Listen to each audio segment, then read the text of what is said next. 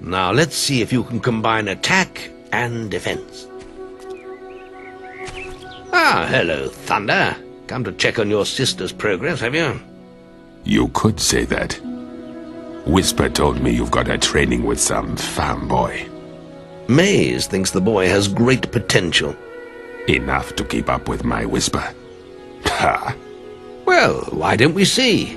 Whisper and the boy are just working on their melee skills now.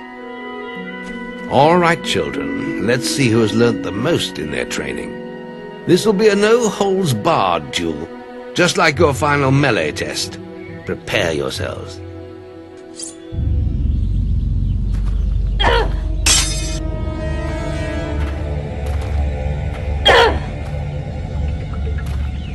Damn it! How did you stop that?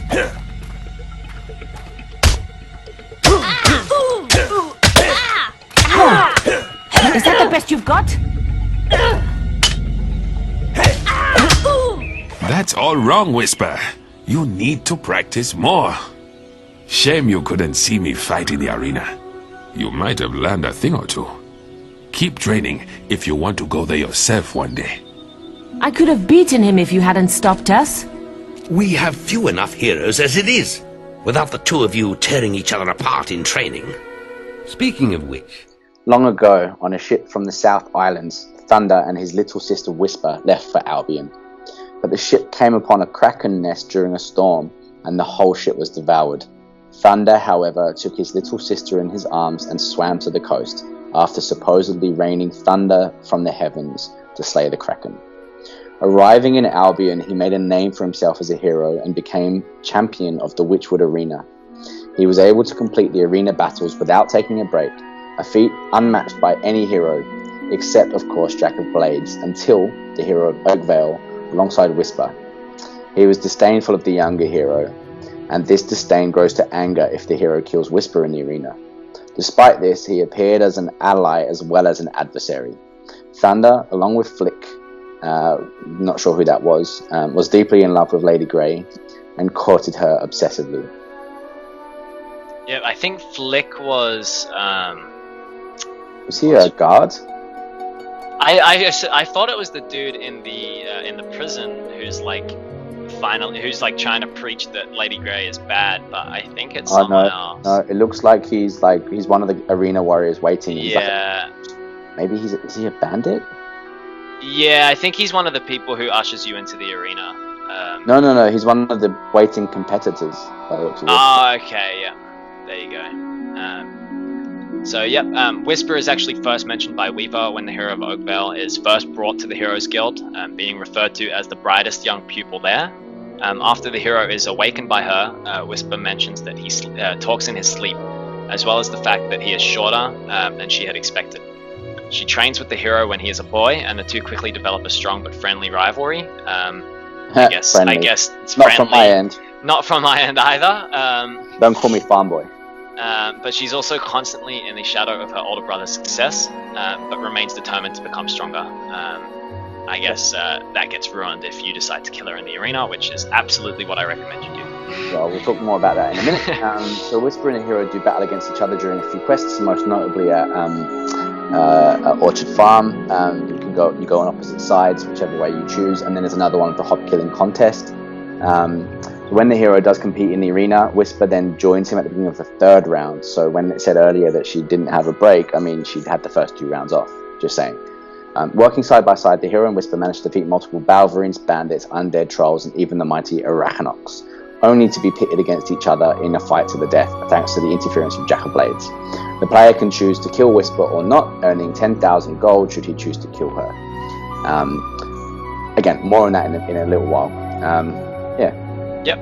If playing the Lost Chapters and the player chooses not to kill Whisper, the hero can meet Whisper in Oakvale, in the Oakvale Tavern later on, where she reveals that she is leaving, acknowledges the hero's superiority as a hero, and tells him how he has been a good friend. However, if the player strikes her in any way, Whisper tells the hero that she is leaving, and that at first she thought that the hero let her live out of kindness, but now she thinks it was to make her have to live with the shame.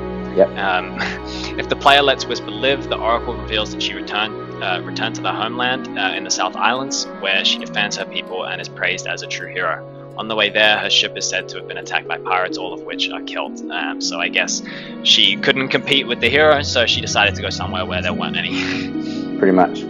Thunder appears several times throughout the game as well, so his first appearance is during the hero's melee training with Whisper. You then actually, I think you see him again, I believe, when you graduate as well. He's at the ceremony where his appearance isn't always set. Sometimes he wears the helmet, sometimes he doesn't.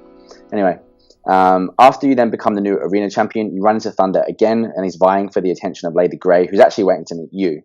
Thunder then confronts you, and you end up having to fight him if you choose to court Lady Grey. And you need to do that as well because of the silver key that you can get from it. Or there might be two even that you can get from that area, but definitely one. Thunder then, another time he appears is later into the game outside of the school in Bowerstone, where he's telling stories about himself and comparing himself to you in front of the children. I don't remember that one, but okay. I did actually get that in my latest playthrough. And he does have dialogue if you go up and talk to him. It doesn't like open up a whole dialogue tree, he just says stuff. Yep. Which is pretty cool. Yeah, so he then appears again briefly in the Hob Cave where he's trying to help you stop Jackal Blade from activating all the focus sites. Yeah, so the hero also encounters Thunder again during the Souls of Heroes quest. The hero can choose to either fight Thunder to the death in order to obtain his soul, or take Thunder's advice and go to the arena to look for a soul. Yeah. So then 500 years into the future from now, Thunder's obviously long dead. However, there is a potion in the game called the Thunder Strength Potion, which confers the player 62,500 strength points. Its description suggests that the bones of Thunder were used in the making of the potion. Wow. Yikes, okay. On occasion, a child will ask a male NPC in the game to read them the story of Whisper, for it is apparently their favorite. Whisper mostly uses melee weapons in combat, so she has a long staff, I believe. So the hero of Oakvale engages with her in the arena. She uses the Assassin Rush ability. This spell is different than the one the hero of Oakvale can learn, and the trail left behind is white. Whisper also uses this spell to rush forward towards the hero and attack with her staff. Furthermore, she is also capable of using explosives in the battle. Which is really, really annoying when you're fighting in the arena because it can knock you down as well. Yes. And obviously if she's just tossing them into a crowd, you're going to get knocked down along with all of the enemies, and it's very, very annoying. In Fable 3, the sword Thunder's Blade, or Thunder Blades, description states, the great old hero Thunder is said to have been able to rend the sky with this.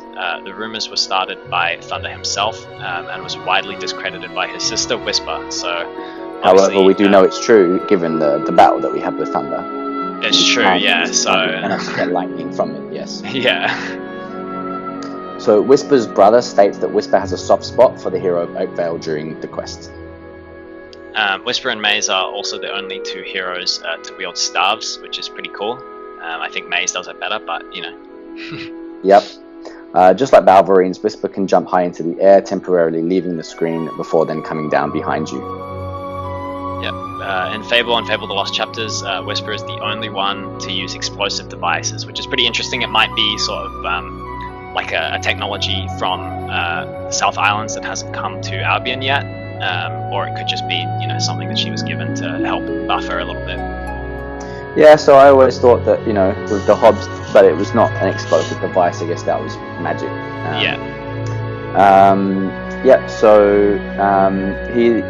Thunder's the only character, along with Nostro, in the Fable series to wield or own a shield.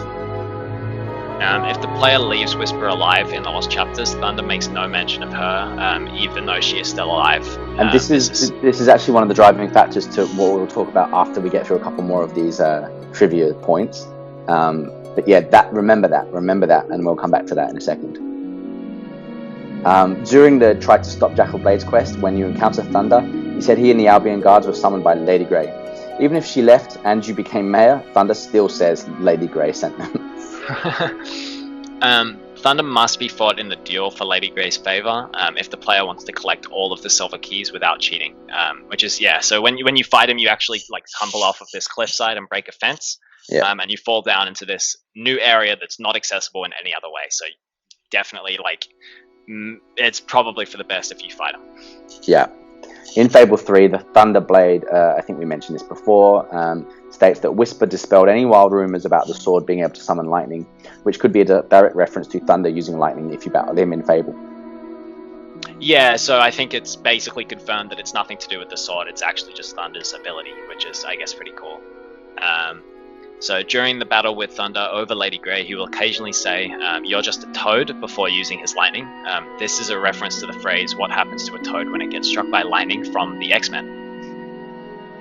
Yep, the appearance of Thunder during the Hero of Oakvale and Whisper's graduation cutscene may vary, as mentioned before, with Thunder sometimes wearing his helmet on his head and sometimes just the circlet.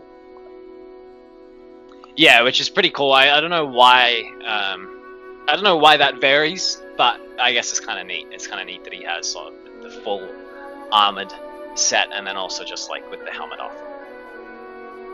Yeah. So I guess that's the trivia, and now I guess onto a bit of our opinion and our thoughts and our input. And I think we both mostly agree with this, that even when we do kind of good path, I actually kill them both. Like, definitely Whisper. I just find their characters actually a little bit annoying, and I know it's probably meant to be, and it's meant to be that thing that tempts you into killing them, and have that attractiveness of the evil path. But I mean, all of the earlier missions are a little bit annoying, and the calling of Farm Boy is a little bit annoying, but you can kind of overlook that when it gets to the arena, because you think, okay, here's my buddy, she's at the arena with me, she's helping me through this, like, so far the toughest quest that I've had. But then she just doesn't really seem to kill any or many. And the ones that she does kill often are ones that you've kind of already started to kill for, and so when she gets the final blow, you lose the XP. And also, like, when the trolls appear, obviously the trolls have these range attacks, and it would be really great if, like, you know, you could deal with one at a time. But it never happens like that. They never just, like, it's always both of them, I find, throwing shit at me, and not one of them at her and one of them at me, to make it easier to just, I don't even mind if she doesn't kill them, but, like, just distract them, maybe, you know? Yeah, just tank some hits, but no, they always look at you, both of them. I've never, ever done that arena mission without them both looking at me. I think I have done it before, but back on the original Fable, before it was Lost Chapters, but ever since Lost Chapters, it's always been that way around. And as mentioned before, her, like, explosive attack often gets you, and it hurts you a lot, and it's just so annoying. And just listening to her, I've almost got this one, it's like, no you don't, like, I've got it. So yeah, just I end up killing her because she just annoys the hell out of me. And Thunder is one of those ones where I once played through it thinking, if I don't kill Whisper, maybe Thunder will start being a bit nicer. I get that we're supposed to be rivals vying for the hand of Lady Grey, but, you know, there's no reason to be like that. And he just always is, basically, no matter what. And that mention about the fact that he never mentions Whisper again, even if you keep her alive, just, like, for me, just compounds the fact that, like, I'm gonna kill her. I'm sorry, I'm gonna kill him. And also, in that mission, you can either just kill Thunder, which you've already beaten him before at this point, most likely, or you have to go back to the arena and you've got to go, like, get snow trolls and undead and listen to Jack of Blades, like, taunting you, and it's just like, you know what, I'll do the other two souls the good way. This one I'm gonna do just by killing Thunder because I don't like him. Yeah, and again, as we said before, that we told you guys to sort of pay attention to is, like, as we said, the fact that Thunder doesn't really make any mention of her, even if you do leave her alive. So it's kind of just like, if you kill her, it just kind of makes more sense. And then if you kill him also, it's kind of just like, both of them, like, when Whisper leaves for back to the South Islands, it's because she'd rather just completely abandon, like, the life of a hero here in Albion, because she's, like, too ashamed to accept that she's, like, second place to the hero, I guess. So it's almost just like, if it's that big of a deal to her, like, you might as well just at least have her die in, like, a at least somewhat honorable way in the arena, I guess. But I don't know.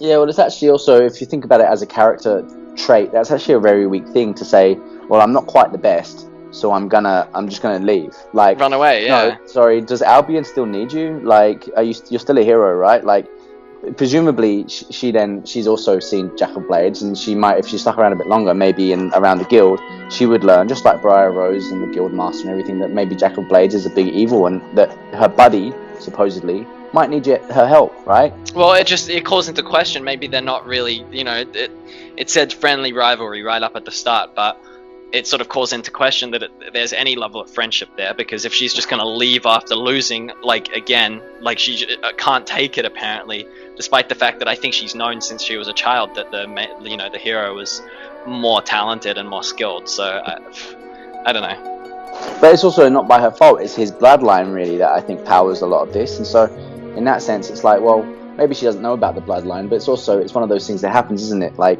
you can't always be the best at something, and just because somebody else is better than you doesn't mean that you need to hate them. But this is this is what makes it maybe in some ways better writing than you think. But it's a character that can't take the fact that there's someone that's better than her. And so even if you leave her alive, you know, you would think that, you know, she would at least wait until later on much later on than that in the story, you know, to like disappear. And as I said, Thunder, just right from the get-go, he just doesn't like you for whatever reason. And I mean, when he comes to the guild, when you're doing the melee training, right at the start, like, it is whatever. Like, it's his sister, he's going to care about her more, whatever. But later on, when you're vying for Lady Grey's attention, it's like, he's basically acting like, as a modern expression of a bit of a simp, where it's like, I hate you because you know, the girl that I liked you. And it's like, come on, dude, you're heroes. It's Thunder, you're supposed to be a quality hero. Like, you beat the arena. You're supposed to be this good guy, but actually you're acting like a simp and you're acting like not a good guy, you know? But imagine, like, maybe he had the opportunity also to investigate Lady Grey and he never took it. Because why? Because he's a simp. You know what I mean? Like, so it's like, you know what? I kill Thunder because the world doesn't need another simp. Yeah, well, again, it's just he spends more time boasting than he does actually performing any kind of heroic feat, and we know that he is strong because you know, the battle with him isn't like the easiest in the game. It's definitely, he's pretty strong. He's not called Thunder for nothing, and obviously I believe it in the story where it says he defeated the Kraken and swam to shore with Whisper. So I feel like if he just spent more time actually doing stuff than boasting, he wouldn't have to be simping. He would just be able to get, you know, any woman in Albion like the main character can. But because all he does is boast, he doesn't actually have the feats to back it up anymore. So I don't know. Definitely just one of those characters where I feel like he could have been a lot better, and so could have Whisper. But you know, either way, that's Thunder and Whisper. We don't really have any more lore in them here. But if there's anything else you want to add? No, not from my end. Yeah, well then with that's pretty much all we have. So thank you guys a lot for watching, and we'll be back shortly with some more Fable lore and maybe some other game lore as well. Get out of bed, lazy bones.